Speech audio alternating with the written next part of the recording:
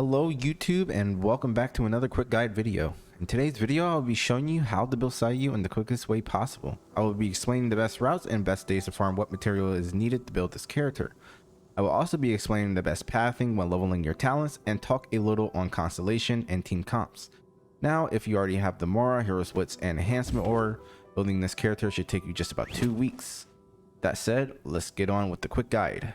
First things first, which is Ascension pathing, and going over it is quick like always.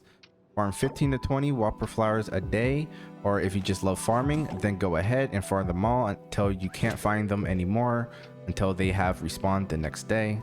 Next, you will want to farm Crystal Marrow. You can find these all over Yashiori Island and Inazuma. Once picked up, they take 48 hours to respawn. Then make sure to farm Magukenki on these certain days to get his Ascension drops, those days being Monday, Tuesdays, Thursdays, and Friday.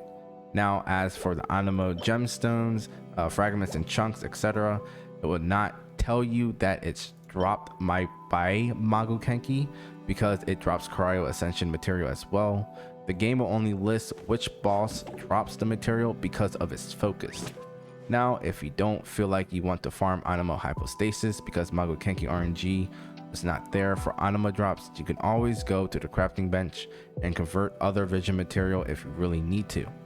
And the last thing you should know is that Sayu's bonus stat when upgrading her Ascension is Element of Mastery, and that's really good because Anima characters scale off their EM if you are building them into a main or sub DPS.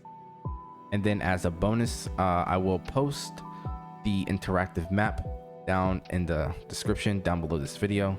Make use of that map, it is very helpful and it marks every location of what you need to building a weapon or any character, so please check it out. Now I am going to go over some weapon choices for Sayu. Also, one thing I want to mention is that you don't level your weapon at the same time you are building your character. It's just going to mess up your pathing if you want to build her in the quickest way possible. So build your character first, excluding artifacts, then your weapon second. Now I will not go into in-depth detail about these weapons as the bonus stats description, they do speak for itself, so bear with me on this as it is a quick guide video. So the weapons I will recommend are, and I'm putting this one up first because I don't own this weapon yet, and that is Skyward Pride. For recharge users, you can go ahead and use this. This is a best weapon to use for recharge users, and it does increase all damage by 8% and deals 80% more from the 8 vacuum blades that it does put out. Now I could be wrong and this is just a guess since I do not own this weapon yet, but the 8% damage increase could correspond to element damage as well. You guys can tell me if I'm right or wrong. Next is Wolf's Gravestone, substats being attack percent and then the bonus stat giving that extra 20%. Then we have Kasaragi Kiri Nagamasa for the elemental skill damage and recharge effect. This would be better at R2, so if you can, please refine it to R2. Then we have Favonius Greatsword. This is a best in slot 4-star weapon for recharge if you don't have the Kasaragi Kiri weapon crafted whatsoever, or you just don't plan on crafting it anytime soon. Then we have Rain Slasher. Animo characters scale off EM, so this is another best in slot weapon for EM scalers. Then we have Prototype Archaic for the 240 attack damage. I also recommend not crafting this weapon if you plan on crafting the Kasaragi Kiri weapon because they are both prototypes, but if you really want to scale off attack percent, then you can craft it if you don't have the Gravestone yet. Then a 3-star weapon I want to recommend, well, it's one of the two, which is Blood Tainted Greatsword. And this is a best in slot weapon for early game players so they can start their EM scaling. Then another best in slot weapon, which is the Big Club, mainly for the additional damage equal of 60% of attack and can last for 15 seconds. And again, I did say this is another best in slot weapon for early game if you need more attack or you just want to scale off attack in general. Moving on to talents next. Sayu's talents are pathed on how you actually want to build her. So if you are focusing on a high elemental mastery build, then you should focus her skill first, her burst second, and normal attack last. For sub DPS, you should focus her skill first, normal attack second, and burst 3rd.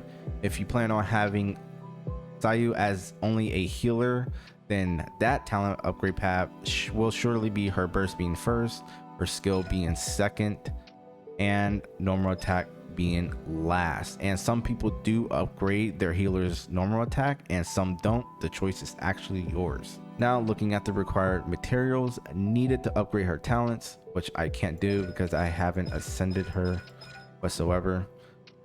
You would need the scrolls of light along with Wappa flower material drops to go with it. And as I said before, farm up to 15 to 20 Wappa flowers a day to make sure you won't fall behind. And there is always Paimon's bargain shop as a last resort. Sorry for my pronunciation there, if it ever comes to that. So looking at the days these talents are best available, it's Wednesdays, Saturday, and Sunday.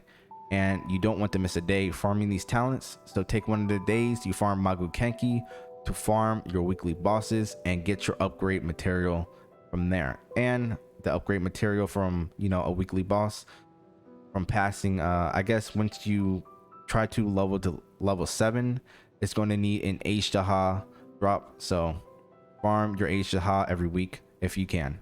Next, I will go over the constellations, and I will say that Sayu's constellations look very promising to say the least. C1 grants her burst to ignore healing first, but instead has it attack and heal at the same time. C2 increases her skill by 3.3%, letting it build up to 66% maximum. C4 lets her recover 1.2 energy for every swirl reaction she gets for every 2 seconds. And C6 will let you benefit from Sayu's elemental mastery for every point her elemental mastery has. Sorry for my pronunciation there. It boosts her burst damage by 0.2%, maxing out at 400%. So that is a huge upscale on her burst damage if you manage to max her out.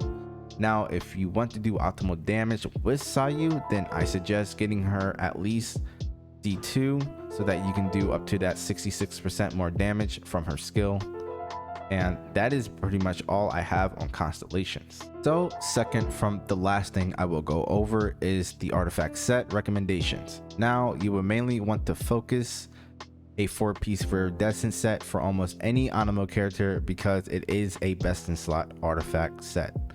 Now there are artifact recommendations or other artifact recommendations you can use, like Shiminawa's is right here. If you want her to scale more off of her attack, then you have Emblem of Severed Fate if you want better recharge and extra burst damage. And then there's Noblesse for building a support or sub DPS Sayu for the 20% attack buff for the rest of your party. Now if you don't have Shiminawa's, that set can be replaced with Gladiators, as it can increase great sword users normal attack by 35%.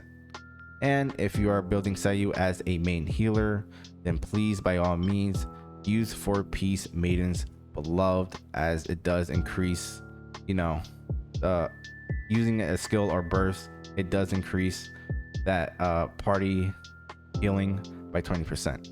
And then the last thing I will talk about on artifacts are 2-piece pairs. You will mainly want to have a 2-piece viridescent. Again, you should always have an Anemo character focus viridescent nonetheless. So have a 2-piece viridescent pair with Shiminawa, Severed Fate, Wanderer's Troop, Maiden's Beloved, or Noblesse. So the last thing I will talk about to finish the video up is giving you an idea on a team comp for Sayu. Now, building Sayu as a main DPS means you plan on swirling a lot of enemies and you will pretty much need a boost on elemental mastery. So the first character I suggest is Sucrose. Sucrose burst or skill can increase everyone's elemental mastery by 20% of her own elemental mastery for just about 8 seconds. Not only that, we also get the double Anemo resonance that also gives us the ability to decrease our stamina consumption by 15%, increase movement speed by 10%, and it also shortens our skill cooldown by 5%. Next, I will recommend, well, it's not a recommendation, but for this team comp is also Albedo if you do have him. Upon doing his burst, this is a passive talent, by the way, it increases his entire party's elemental mastery by 125 for just about 10 seconds. Then for the last character I would recommend is Zhongli Noel or Diona, and this is for shield protection, but Diona can also serve as a battery and increase movement speed upon applying shields to her party. Now the reason for this is because if you plan on playing through Spiral Abyss, the enemies there are likely to be annoying, as there are a lot you will have to face off against in waves, and they will let out a bunch of AoE attacks. Also, for those who are new to this mechanic, the longer Sayu uses her skill, her resistance to interruption is increased, and this is why I recommend a shield support to help with that, because you will not notice that she is getting hit because of that mechanic. Now, if you do need more resistance or someone who can buff your team, then I suggest replacing one of the two, Sucrose or Albedo, with Xingqiu or Bennett. Xingqiu's his E increases resistance for the duration of those 3 blades that are, that you're surrounded by. And then Bennett's buff, if you build him off from attack, his buff greatly increases your attack as well.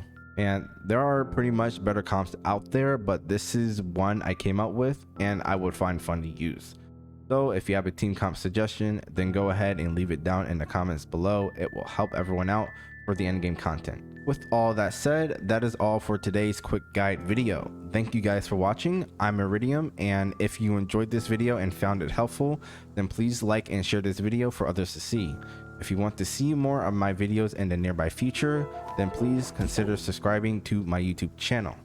With that said, have a good one everyone. See you all in the next one. Bye.